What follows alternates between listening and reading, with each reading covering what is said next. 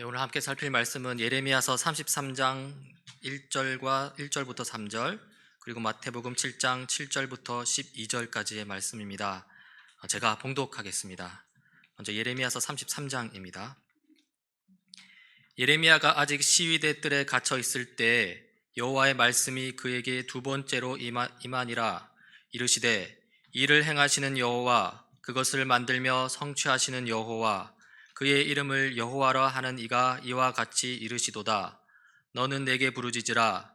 내가 너에게 응답하겠고 네가 알지 못하는 크고 은밀한 일을 네게 보이리라. 아멘. 그리고 마태복음 7장 7절입니다. 구하라, 그리하면 너희에게 주실 것이요, 찾으라, 그리하면 찾아낼 것이요, 문을 두드리라, 그리하면 너희에게 열릴 것이니, 구하는 이마다 받을 것이요, 찾는 이는 찾아낼 것이요, 두드리는 이에게는 열릴 것이니라. 너희 중에 누가 아들이 떡을 달라 하는데 돌을 주며 생선을 달라 하는데 뱀을 줄 사람이 있겠느냐? 너희가 악한 자라도 좋은 것으로 자식에게 줄 알거든 하물며 하늘에 계신 너희 아버지께서 구하는 자에게 좋은 것으로 주시지 않겠느냐? 그러므로 무엇이든지 남에게 대접을 받고자 하는 대로 너희도 남을 대접하라. 이것이 율법이요 선지자니라. 아멘. 반갑습니다. 반가우신가요? 네. 제가 한국에 오기 몇 주 전에 갑작스럽게 잠을 자기 힘들 정도로, 진통제를 먹지 않으면 잠을 자기가 좀 힘들 정도로 다리에 통증이 심하게 왔습니다. 그래서 이게 허리가 아파서 그런 거 아닌가, 이사를 앞두고 염려가 되어서 급하게 병원 예약을 하고 갔습니다. 허리가 아파서 그런 줄 알았는데 허리가 아픈 것이 아니라 보렐리아라고 하는 진드기에 물려서 생기는 그런 감염병이었습니다. 아마 신경계통을 따라서 통증을 유발하는 그런 것이었던 것 같습니다.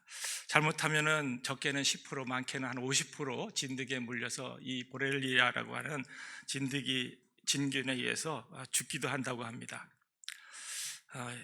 이번 일을 통해서 제가 좀 깨달은 게 있습니다. 아프리카나 아시아에서 말라리아에 걸려가면서 정말 고군분투하고 어려운 환경에서 복음을 전하는 선교사님들 참 매우 귀하고, 또 그분들에게는 저는 늘 항상 미안한 선교사입니다.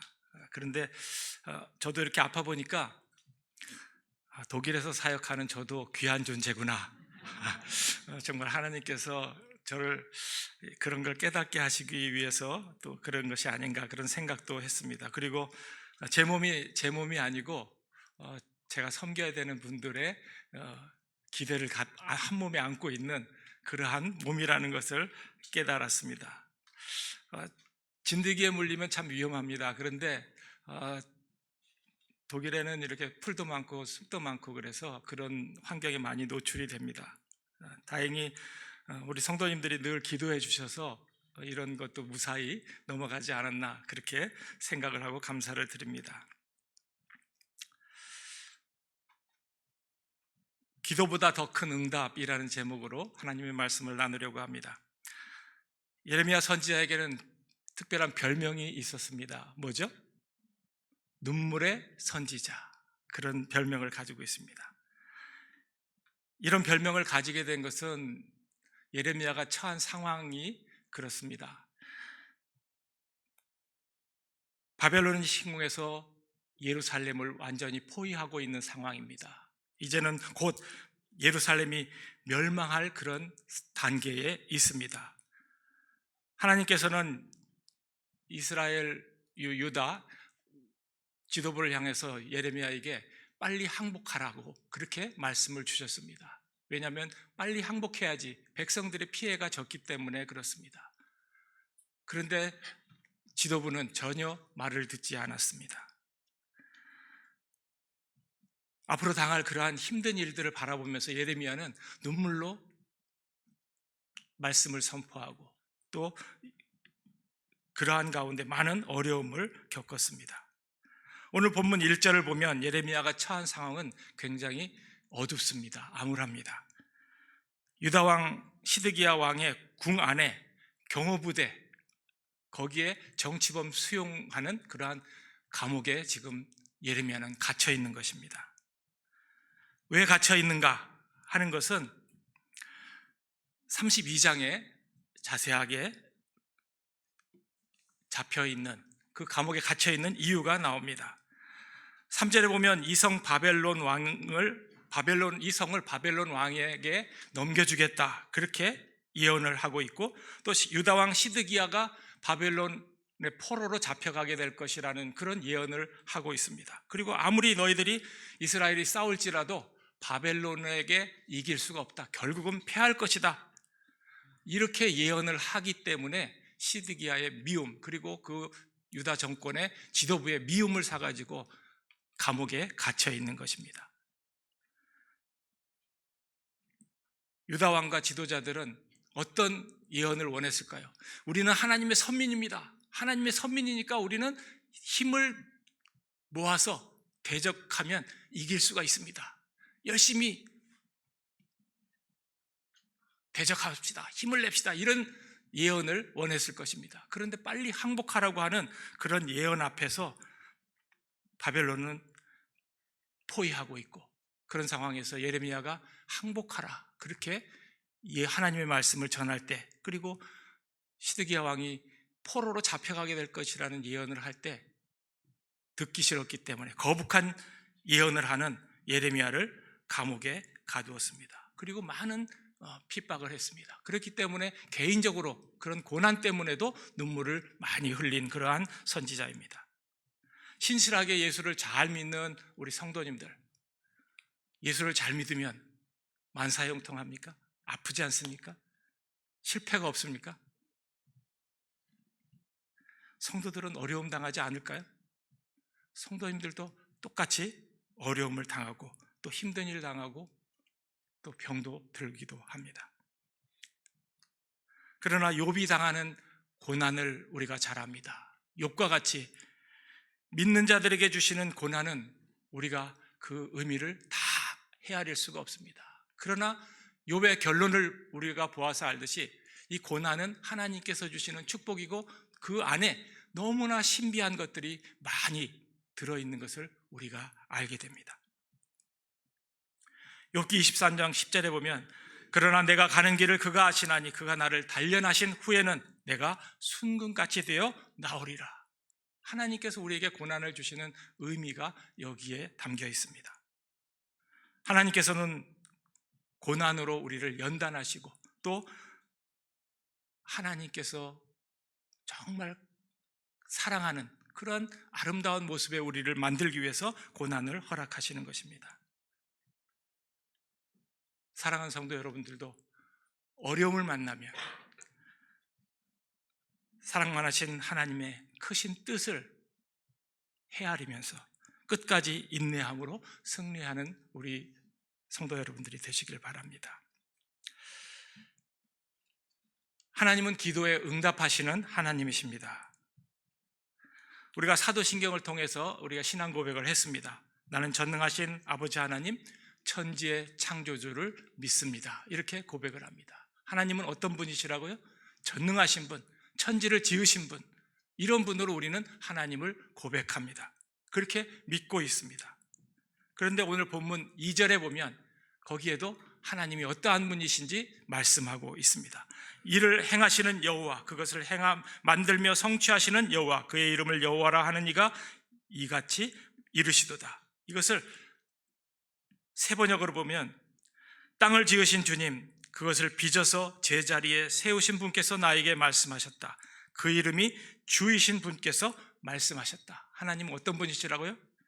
땅을 지으신 주님, 그리고 모든 것을 빚어가지고 그 위에 제자리에 세우신 하나님, 창조주 하나님을 이야기하면서 그 하나님께서 예레미야에게 말씀하셨다, 그렇게 오늘 본문은 말씀하고 있습니다. 예레미야에게 말씀하신 전능하신 하나님, 창조주 하나님, 그 하나님이 지금 이 시간 우리 모두에게도 같은 말씀을 하고 계신 것입니다. 너는 내게 부르짖으라, 내가 내게 응답하겠고 내가 알지 못하는 크고 은밀한 일을 내게 보이리라. 창조주 하나님께서 모든 일을 다 하실 수 있음에도 불구하고 우리에게 기도하라고 명령하고 계십니다. 우리의 기도가 없어도 하나님은 일하실 수 있습니다. 모든 것을 다 하십니다. 그럼에도 불구하고 하나님은 우리의 기도를 통해서 일을 만들어 가시는 하나님이십니다. 우리의 기도를 통해서 역사를 이끌고 가시는 하나님이십니다. 우리는 안타깝고 어려운 일이 있을 때 간절하게 주님 앞에 기도를 합니다. 그리고 때로는 부르짖기까지 합니다. 오늘 성경은 너는 내게 부르짖으라. 그러니까 우리 기도할 때 우리가 부르짖기 힘든 체질을 가진 그런 분들이 있습니다. 조용하게 기도하시는 분들. 그런 분들은 이 부르짖으라 앞에 정말 부르짖어야 되나. 그런데 이 번역 자체가 사실은 그냥 하나님을 부르라 이런 의미입니다. 그런데 한국적인 정서에서는 부르짖으라 그래야지 뭔가 좀 간절한 느낌이 나지 않겠습니까? 아마 번역의 이 한국적인 정서 때문에 그렇게 번역한 거라고 생각이 됩니다. 하나님은 귀가 어두운 분이 아닙니다. 우리가 세미한 음성으로 우리에게 말씀하실 뿐만 아니라 우리가 그런 말씀을 드려도 하나님은 다 들으시는 분입니다. 우리가 말하지 않아도 하나님은 우리의 생각까지 다 아시는 그런 하나님이십니다. 그런 창조주 하나님께서 우리에게 하나님을 부르라, 소리를 내서 하나님을 찾으라, 그렇게 우리에게 명령하고 계시는 것입니다. 우리 이지숙 집사님 기도해 주셨지만 우리 교우들 중에 어려운 분들, 특별히 병으로 힘든 분들이 있어서 여러분들도 많이 힘드셨겠지만 저도 많이 힘들었습니다. 야구에 보면 투수가 자책점이라는 것이 있습니다. 야구를 아시는 분들은 그게 무슨 말인지 아는데, 투수가 잘못해가지고 루상에 주자를 내보내고 투수가 바뀝니다. 다음 투수가 올라서면 그 점수의 책임은 앞에 투수에게 있습니다. 그걸 자책점이라고 하는데, 제가 앞에 투수로서 잘못한 것 같아서 늘 죄송하고 또 그 마음이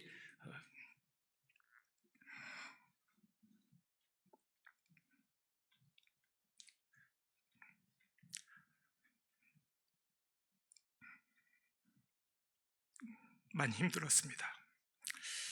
제가 집에서 이제 독일 가기 전에 집에서 이제 외출하면 집사람이 어디 가냐고 묻습니다. 그러면 애인 만나러 그렇게 이야기를 하고 나옵니다. 애인이 누굴까요? 이수영 집사님이었습니다.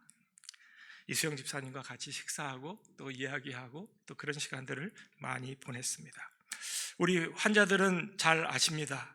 많이 아프고 힘들 때는 정말 기도하기 힘듭니다. 그리고 길게 기도하기는 더욱 힘듭니다. 그럴 때 속으로 주님 하고 그렇게 부르기만 해도 우리 주님은 우리의 소원이 뭔지 다 알고 계시는 분이십니다. 그런 주님께서 우리에게 내게 부르라, 나를 부르라 하고 그렇게 말씀하고 있습니다. 공동번역에 보면 너는 나를 불러라, 내가 대답하리라. 하나님은 우리가 주님을 부르면 주님은 우리에게 대답해 주시겠다고 약속하고 계십니다. 우리는 지금까지 겪어보지 못한 코로나라고 하는 긴 터널을 지나고 있습니다. 우리의 미래가 어떻게 될지, 이 세상이 어떻게 돌아갈지 우리는 알 수 없습니다.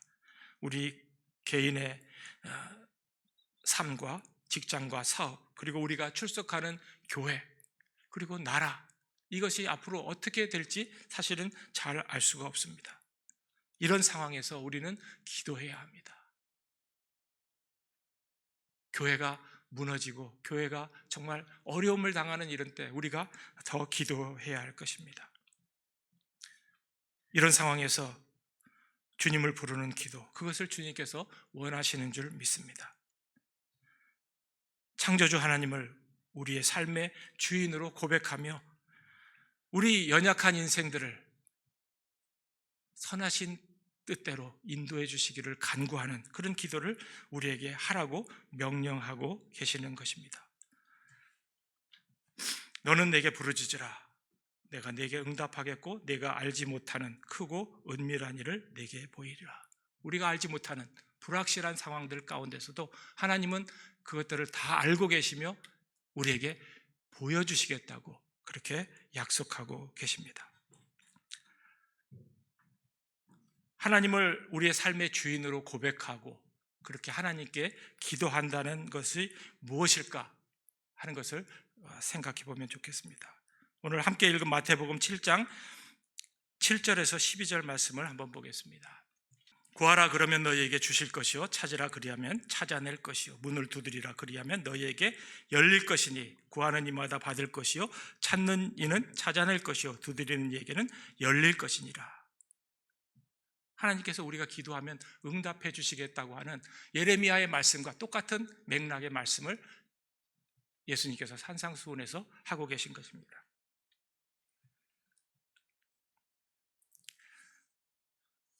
하나님은 우리에게 가장 좋은 것을 주시는 하나님이라고 그렇게 말씀합니다. 예수님께서 기도에 대한 가르침을 가르치면서 오늘 주목해야 될 것은 12절 말씀입니다. 그러므로 무엇이든지 남에게 대접을 받고자 하는 대로 너희도 남을 대접하라. 이것이 율법이요 선지자니라. 이것은 우리가 일반적으로 인간관계에서 사람들과의 사이에서 다른 사람을 먼저 대접하는 것이 참 좋은 일이다. 정말 우리가 굉장히 의미 있는 일이다. 이렇게 생각하는 그러한 굉장히 중요한 그런 성경 구절 중에 하나입니다. 그런데 이 말씀이 기도에 대한 말씀 뒤에 결론으로 그러므로 무엇이든지 남에게 대접을 받고자 하는 대로 너희도 남을 대접하라. 이것이 율법이요 선지자니라. 이 말씀이 있다는 것에 주목하게 됩니다. 기도할 때 누구를 대접해야 할까요? 물론 우리와 관계가 안 좋은 사람들을 생각할 수도 있습니다. 그런데 우리가 하나님으로 대접하는 것, 하나님으로 인정하는 것, 하나님을 창조주 하나님, 우리를 지으신 하나님, 우리를 인도하시고 우리를 도우시는 하나님으로 인정한다면 하나님께서 이런 기도에 응답을 해주시겠다는 그런 말씀으로 그렇게 해석해도 문제가 없을 것 같습니다. 만약 우리 아버지가 재벌입니다. 엄청나게 부자인데 제가 그 아버지에게 돈을 달라고 하지 않고 옆집에 가서 옆집 아저씨한테 돈 달라고 하고 밥 달라고 하고 뭐 필요한 것 계속 달라고 하면 부자이신 우리 아버지가 기분이 어떻겠습니까? 저 녀석 어렸을 때부터 싹수가 좋네. 내 돈을 추가 안 내고 다른 사람 돈을 많이 뺏어오는구나. 그렇게 생각하실까요? 아버지가 자존심이 상할 것입니다. 내가 이렇게 부자인데, 내가 이렇게 많이 갖고 뭐든지 할 수 있는데 왜 나한테 달라고 하지 않지? 이것이 이스라엘 백성들이 우상 숭배하면서 우상에게 요구했던 그런 모습입니다. 우리 하나님을, 창조주 하나님, 나에게 모든 것을 주시는 하나님, 우리의 삶을 복되게 인도하시는 하나님으로 인정해드리고 대접하는 그런 마음으로 기도한다면 하나님께서 응답해 주시겠다는 그런 말씀입니다. 우리가 기도한다는 것은, 하나님 앞에 무릎 꿇는다는 것은 하나님을 우리의 아버지로, 우리의 주님으로 인정하고 그분을 그러한 하나님으로 대접해 드리는 것입니다. 응답받는 기도의 가장 중요한 요소는 하나님을 하나님으로 대접하는 것, 하나님으로 인정하는 것이라는 것을 우리가 기억해야 합니다. 여러분들 잘 아시는 대로 제가 작년 2월 2일에 이 자리에서 파송 예배를 드렸습니다. 그리고 그 다음 날 보따리 싸가지고 독일로 갔습니다. 가서 이제 사역을 준비하러 집도 구하고 앞으로 비자를 어떻게 할 건지 살피기 위해서 3주 동안 갔다 왔습니다. 그리고 돌아왔습니다. 그리고서는 2월 말에 와서 12월 말까지 나가지 못했습니다. 제 마음이 어땠을까요? 많은 분들이 코로나 상황이니까 어쩔 수 없죠. 그러면서 이해도 해주시고 위로도 해주셨습니다. 그런데 저는 정말 힘들었습니다. 여러분들이 생각할 수 없을 정도로 많이 힘들었습니다. 그래서 기도할 수밖에 없었습니다. 하나님, 제가 어떻게 해야 됩니까? 정말 불확실한 미래, 제 앞에 사역이 어떻게 해야 하나, 이런 문제 놓고서 많이 기도했습니다.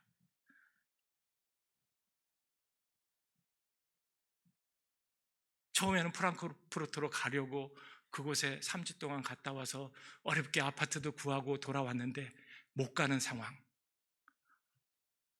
월세를 살아보지도 못한 집에 월세를 내야 되는 그러한 쓰라린 속. 정말 성도님들이 저를 위해서 후원해 주신 걸 가지고 거기다가 그냥 하는데 정말 그런 것이 더 부담되고 더 힘들었습니다.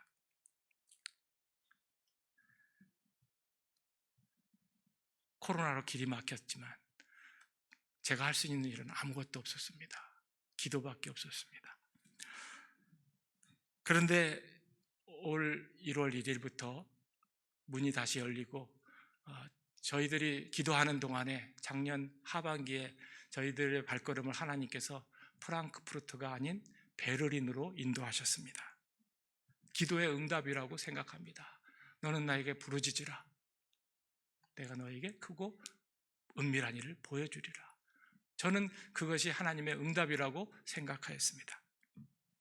프랑크푸르트가 독일 전체의 한국 교민이 최고 많은 그런 지역입니다. 그런데 베를린은 파독 광부와 간호사들이 가장 많이 몰려 사는, 그리고 1세대 처음으로 여기서 가신 분들, 가장 나이 많으신 분들이 모여 사는 도시가 바로 베를린이었습니다. 프랑크푸르트는 인구가 한 80만 밖에 안 됩니다. 주변의 도시들에 많이 이게 형성이 되어 있어 그곳에 많은 분들이 흩어져 삽니다. 그런데 베를린은 그 도시 안에, 예전에 서독과 동독이 갈라졌을 때, 서베를린, 동베를린이 나눠져 있을 때 그 서베를린 지역에 주로 많이 모여 삽니다. 이분들이 지금은 경제적으로 어렵고 그 당시에도 그랬지만 이사를 한번 가면은 집값이 요즘에는 3배 이렇게 올라갑니다. 월세가. 그러니까 옮기지 못하고 대부분 한 집에서 40년, 50년 사신 분들도 있습니다. 오랫동안 이사 안 가고 삽니다. 왜냐하면 옮기면은 집값이 올라가기 때문에 그렇습니다. 하나님께서 사역의 효과도 있고 또 더 급한 분들을 향해서 사역하라고 저희들을 베를린으로 보내셨다고 생각합니다. 그리고 그곳에는 이미 저희들과 비슷한 활동을 하고 있는 그런 평신도 봉사단체가 있어서 저희들과 함께 협력할 수 있는 그러한 일도 있었습니다. 이 모든 것이 하나님의 인도하심이었다. 저희는 그렇게 생각을 합니다. 너는 내게 부르짖으라. 내가 응답하겠다. 하나님은 어떠한 분이십니까? 신실하신 분입니다. 한 번도 약속을 어기시지 않는 그런 분이십니다. 여러분들도 그렇게 믿으십니까? 하나님은 그런 분이십니다. 응답해 주시겠다고 했는데 응답하는데 조건이 있습니다. 예레미야 29장 11절부터 13절에 보면 여호와의 말씀이니라 너희를 향한 나의 생각을 내가 아나니 평안이요 재앙이 아니니라 너희에게 미래와 희망을 주는 것이니라 너희가 내게 부르짖으며 내게 와서 기도하면 내가 너희들의 기도를 들을 것이요 너희가 온 마음으로 나를 구하면 나를 찾을 것이요 나를 만나리라. 기도 응답받기 위해서는 우리가 기도해야 합니다. 기도하면 들으시겠다고 약속하십니다. 온 마음으로 하나님을 구하면 하나님께서 만나 주시겠다고 그렇게 약속해 주시는 하나님이십니다. 하나님은 우리에게 기도를 명령하고 계십니다. 우리가 매일매일의 삶이 똑같다고 하더라도 기도의 지경을 나 자신에만 국한시키지 말고 내 교우들 또 구역에 있는 또 다른 어려운 분들 이 나라를 위해서 하다못해 신문을 펴놓고 신문에 나오는 기도 제목들이 얼마나 많습니까? 이 악한 세상. 베를린에 가니까 길에서 남자 둘이서 키스를 하고 있습니다. 그런 일이 비일비재합니다. 저희들이 가가지고 엄청 놀랐습니다. 소돔과 고모라가 이렇지 않았을까? 그래서 베를린을 위해서 기도하기 시작했습니다. 그곳에 그런 일들을 위해서 기도하는 분들도 만나게 하셨습니다. 우리 간호사님들로 가셨던 분들, 또 그곳에서 계셨던 분들이 매주 모여서 기도 모임을 갖는 그런 모임도 만나서 함께 기도하기도 했습니다. 하나님은 우리에게 기도하라고 하십니다. 특별히 이런 어려운 상황에서 우리가 할 일은 기도하는 것이라고 말씀하고 있는 것입니다. 하나님은 우리가 기도할 때 더 크게 응답하시겠다고 그렇게 말씀하십니다. 너는 내게 부르짖으라. 내가 내게 응답하겠고 내가 알지 못하는 크고 은밀한 일을 내게 보이리라. 여기서 크고 은밀한 일이 무엇일까요? 그 뜻이 무엇일까요? 바벨론으로 끌려가게 될 유다 백성들, 그들은 분명히 바벨론에 끌려가면 고향으로 돌아가게 해달라고 기도할 것입니다. 부르짖게 될 것입니다. 이 포로의 생활 풀어주십시오. 고국으로 돌아가게 해주십시오. 이렇게 기도하지 않겠습니까? 그리고 실제로 예루살렘이 멸망을 하고 그 왕과 많은 유다 백성들이 바벨론으로 포로로 끌려갔습니다. 그리고 그곳에서 그들은 울며 기도했습니다. 시편 137편 1절에 보면 그들의 고백이 나옵니다. 바벨론의 여러 강변 거기에 앉아서 시온을 기억하며 울었도다. 예루살렘을 기억하며 유다 땅을 생각하며 울었다고 했습니다. 왜 울었겠습니까? 빨리 돌아가게 해주십시오. 우리를 이 포로의 고역에서 해방시켜 주십시오. 고향으로 돌아가게 해주십시오. 그렇게 소원하며 기도하며 그들은 울 수밖에 없었습니다. 파독 광부들도 이와 같습니다. 가신 지가 40년, 50년이 되었습니다. 많은 분들이 고향으로 돌아오기도 하고 또 다른 나라로 이주해 가기도 했습니다. 그런데 그곳에 남아 계신 분들, 그분들은 40년, 50년을 독일에서 살고 있습니다.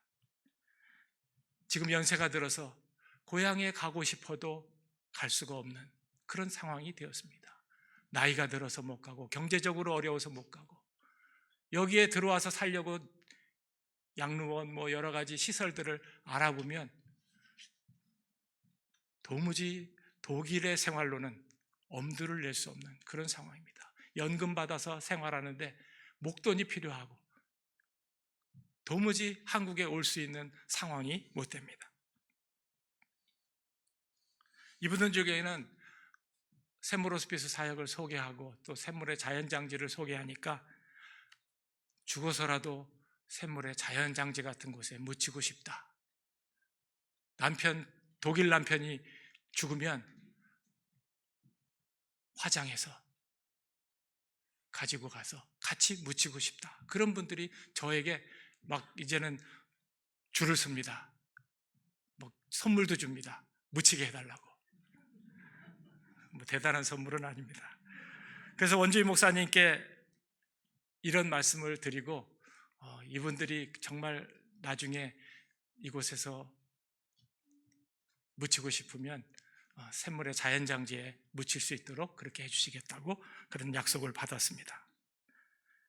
이스라엘 백성들은 포로로 잡혀간 바벨론에서 다시 고향으로 돌아가게 해달라고 기도하였습니다.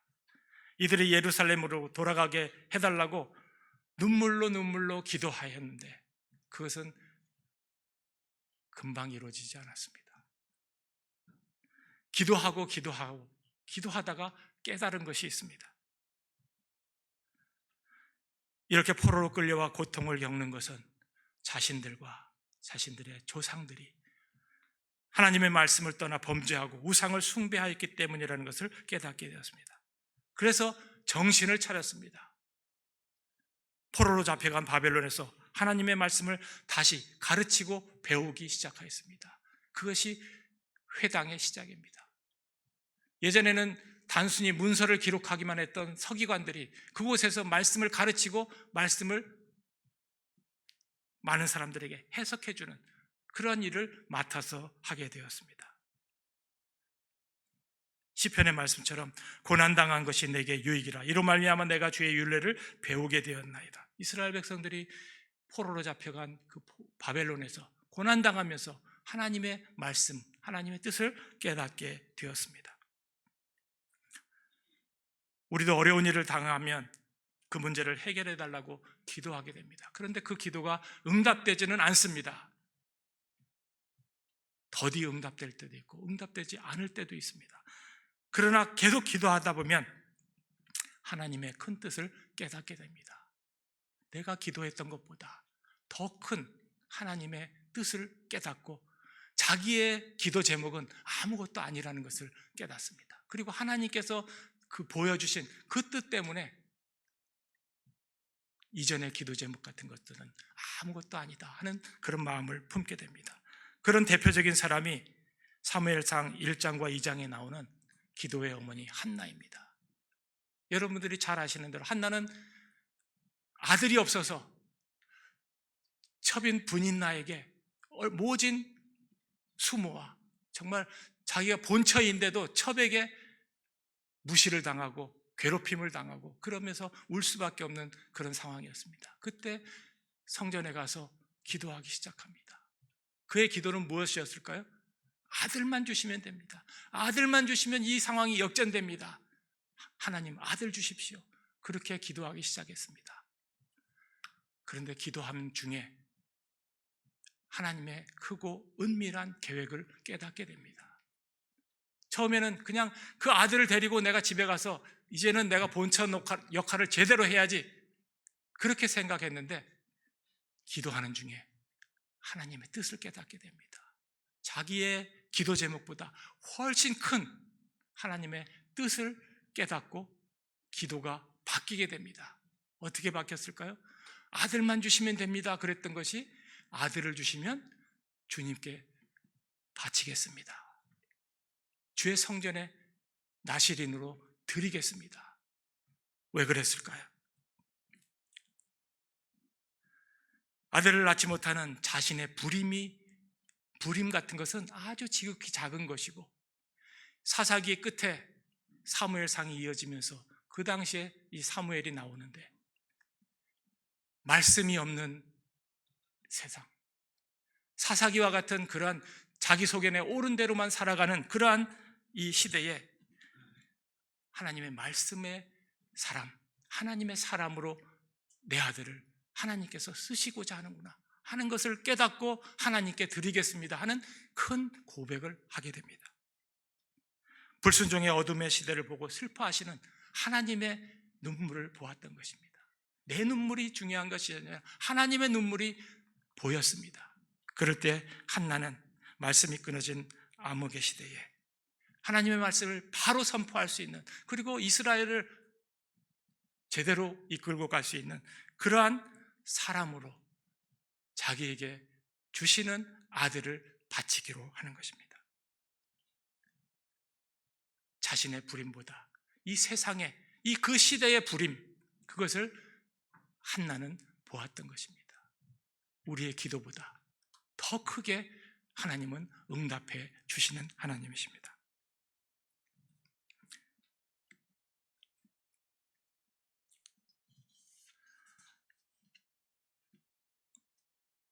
제가 독일 호스피스 선교사로 파송을 받았는데 코로나 때문에 병원 방문은 할 수가 없습니다. 요양원과 가정 방문을 통해서 사역을 시작했습니다.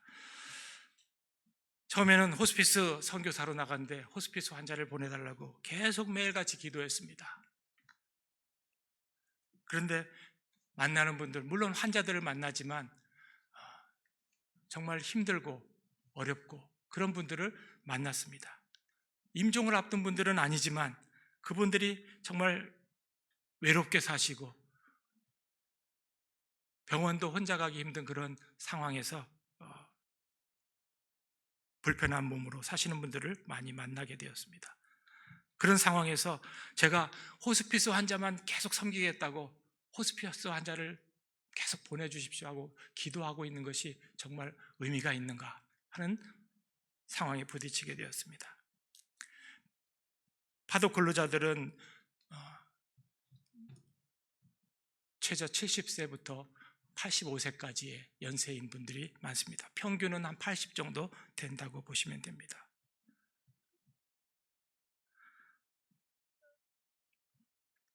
그런데 이분들이 어려운 상황에서 예수 믿지 않는 분들이 너무 많다는 것을 알았습니다. 그런데 이분들이 예전에 교회를 개척할 때 헌신도 많이 하고 일도 많이 했던 분들도 있습니다.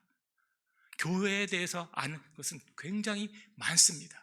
그런데 복음이 없습니다. 그래서 교회에 가자고 해도 가지 않습니다. 그런데 모임 때마다 기도하면 기도를 그래도 순순히 잘 따라하고 예배에도 잘 참석합니다. 그래서 그분들과 함께 예배드리며 지금은 호스피스가 환자가 아니지만 또 미래에 호스피스 환자가 될 분들을 지금부터 섬기면서 이분들에게 천국 소망을 가지고 지금부터 예수 잘 믿고 행복한 시간을 보내게 해드리는 것도 의미가 있겠다, 그런 생각을 했습니다. 그래서 좀 더 확대된 호스피스 사역을 시작하기로 하였습니다. 처음의 기도는 호스피스 환자들만 찾아다니면서 죽음 앞에 있는 분들을 섬기는 것이었습니다. 그런데 하나님께서는 저희들에게 더 큰 기도 제목을 주셨고 더 큰 사명을 저희들에게 보여주셨습니다. 내년에는 작은 쉼터를 시작을 하려고 합니다. 베를린의 동역자들과 구체적으로 의논하면서 기도하고 준비하고 있습니다. 교회를 가자고 하면 가지 않습니다. 왜냐하면 이 교회에서 상처받아서 저 교회 갔다가 다녀봤지만 지금은 다닐 교회가 없습니다. 그 교회에서 모임을 하면 가지 않습니다. 그래서 주중에 쉼터에 나와서 예배드리고 그들이 변하기 위해서는 말씀을 들어야 되겠다.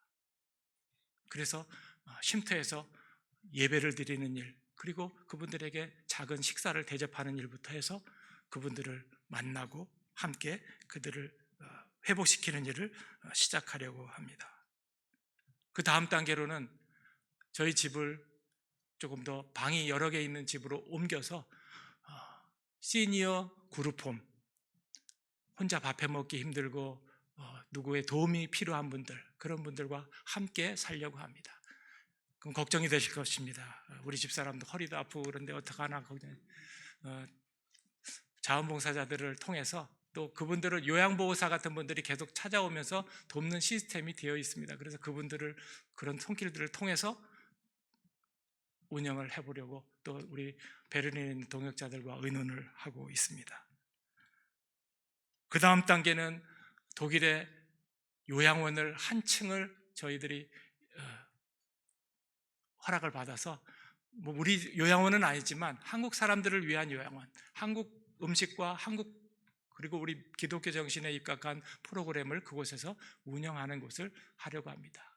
또 다행히 간호사님 중에서 은퇴하신 분이 이러한 일들을 최근까지 직접 요양원을 경영하셨던 그런 분이 도와주겠다고 그렇게 자원해서 저희들을 찾아오셨습니다.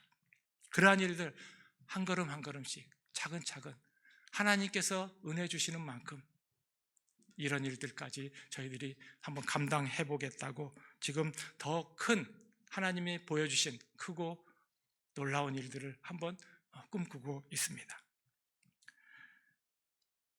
우리나라 경제 발전을 위해서 수고를 많이 하고 또 기여를 많이 하신 분들입니다. 그런데 지금은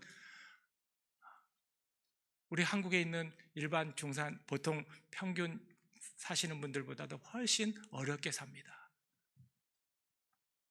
800유로 한 100만 원 정도 내지 이 정도 평균 그 정도 연금을 받아서 절반은 월세로 내고 절반은 또 여러 가지 생활을 하는데 씁니다. 그러니까 여유가 없습니다. 이런 분들을 우리 나라가 도와야 하고 또 우리 한국 교회가 앞장서서 도와야 할 일이라고 생각합니다. 또 그런 일들을 위해서 우리 다니엘 새시대교회 성도 여러분께서 기도해 주시고 또 물질로 크게 후원해 주시고 있는 것, 그런 헌신을 저는 늘 감사하고 또 여러분들을 위해서 늘 감사하며 기도하고 있습니다. 말씀을 맺겠습니다. 하나님은 우리의 기도를 통해서 우리와 함께 일하시기를 원하시는 하나님이십니다. 우리가 하나님을 바라며 기도할 때 하나님께서는 우리에게 크고 놀라운 계획들을 보여주십니다. 하나님은 우리가 기도하는 것보다 더 크신 계획을 가지고 계시며 우리의 기도보다 더 큰 것으로 응답해 주시겠다고 약속해 주셨고, 그런 참 좋으신 하나님이 우리의 하나님이십니다. 우리가 살아가면서 때로는 힘들고 어려운 일을 만날 수 있습니다. 그러한 때 그런 일을 만나더라도 신실하신 하나님을 믿고 기도하시기 바랍니다. 더욱 크신 하나님께서 놀라운 일들을 여러분들에게 보여주실 것입니다. 여러분들 기도에 응답해 주실 것입니다. 그런 믿음의 승리자들이 다 되시기를 바랍니다. 하나님 아버지, 감사합니다. 저희들의 어리석음을 불쌍히 여겨주시고 저희들에게 더욱 큰 믿음을 허락하여 주시옵소서. 창조주 하나님을 저희들의 주님으로 인정하고 대접하여 드리는 믿음의 기도를 드리며 살아가는 저희들 되게 하여 주시옵소서. 하나님께서 크고 놀라운 계획을 보여주실 때 지체하거나 주저하지 않고 믿음으로 순종하며 따라가는 저희들 모두가 되도록 성령께서 저희들을 붙들어 주시옵소서. 감사드리며 예수님의 이름으로 기도하옵나이다. 아멘.